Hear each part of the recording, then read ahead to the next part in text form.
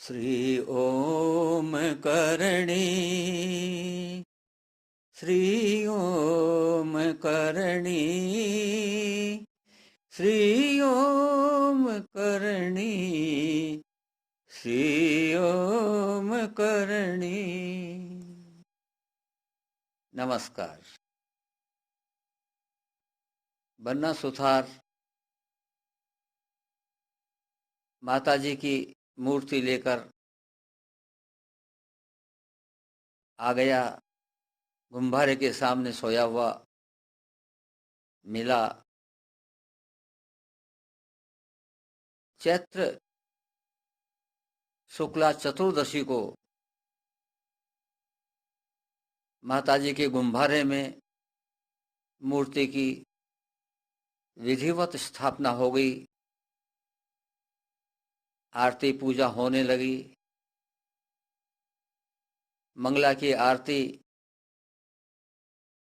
सुबह 4 और 5 के बीच में होती रहती है। सायंकाल की आरती 7-8 बजे के बीच में होती रहती है। यह समय दिन घटने और बढ़ने के हिसाब से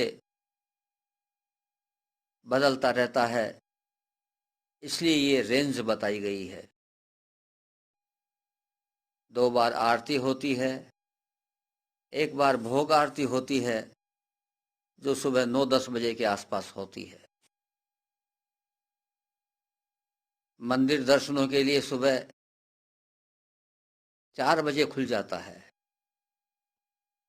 और रात्रि के 10 बजे तक खुला रहता है। मंदिर में चढ़ावे के लिए पेटियां हैं, उनमें नकदी डाला जाता है। बारीदार जी को चढ़ावे के रूप में कुछ नहीं दिया जाता। इसी प्रकार से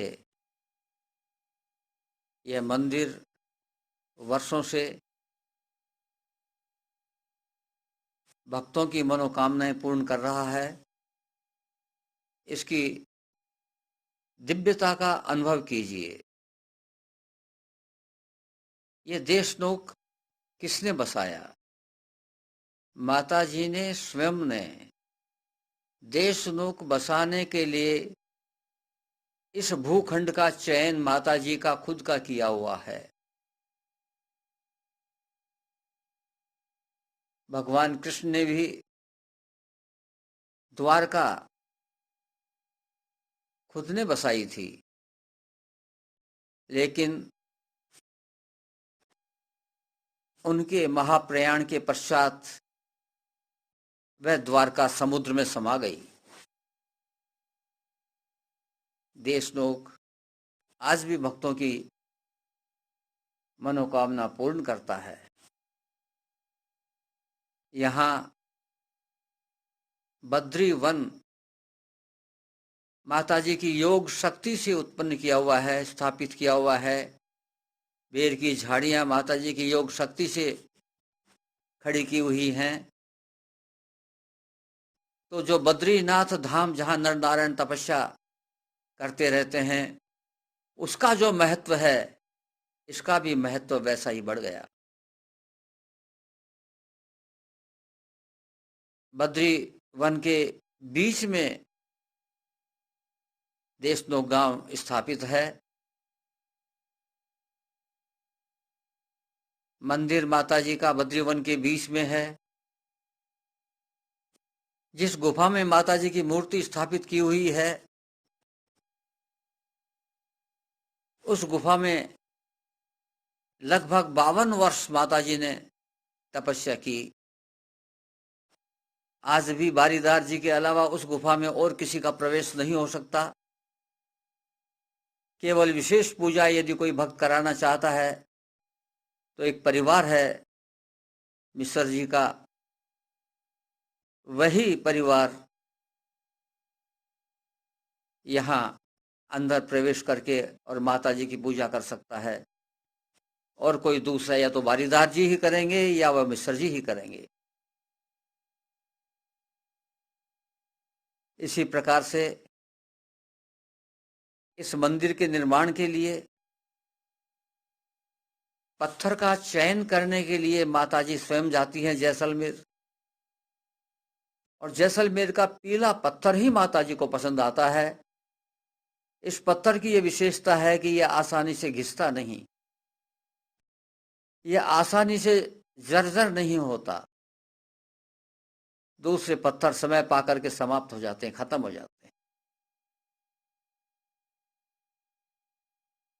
फिर जिस व्यक्ति से माताजी ने मूर्ति का शिल्प करवाया, बन्ना सुथार, वह जन्मांध था। अंधा आदमी तुलनात्मक रूप से विकार रहित होता है। इस संसार में विकार ही विकार भरे पड़े हैं। इस संसार को जब आप नहीं देखेंगे तो विकार आपसे दूर रहेंगे। बन्ना सुथार विकार रहित था। माताजी ने उसको दिव्य ज्योति दी, और चूंकि बन्ना सुथार अंधा था जन्म से ही, इसलिए उसको मूर्ति कला का कोई अनुभव नहीं था, न देखने का न करने का। अतः वह भी मां ने अपनी शक्ति से ही उसको यह कला दी, और उस बन्ना सुथार ने मूर्ति का निर्माण किया। फिर जैसलमेर से देशनों तक आना यह भी दिव्य है। बन्ना सुथार मां के आदेशानुसार सिर के नीचे रखकर सो जाता है, मूर्ति को सिर के नीचे रखता है और सो जाता है।